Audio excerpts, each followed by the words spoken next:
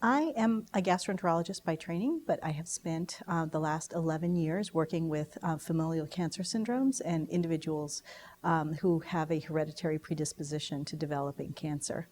Part of what we do in our cancer genetics clinic is that we see patients who either have been diagnosed with cancer themselves or who have a very strong family history of cancer.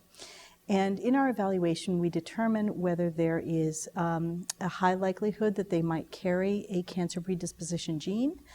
And we can do genetic testing for those individuals, but for everyone that we see, we also look at their personal history and their family cancer history to determine what interventions we can make to reduce the risk that they too will be diagnosed with cancer someday.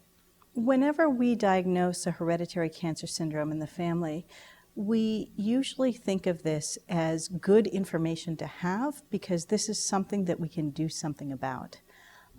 Hereditary predisposition to cancer does not mean that this is a death sentence. It does not guarantee that someone will be diagnosed with cancer, but it does mean that we need to watch them much more carefully than we would the average person.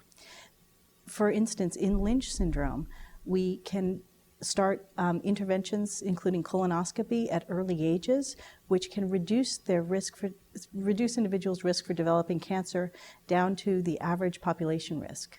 So there are definitely things that we can do to reduce the risk for developing cancer. There are enhanced screening protocols. There is also the options for taking medications that will reduce the cancer risk, and often surgical interventions can also reduce the cancer risk.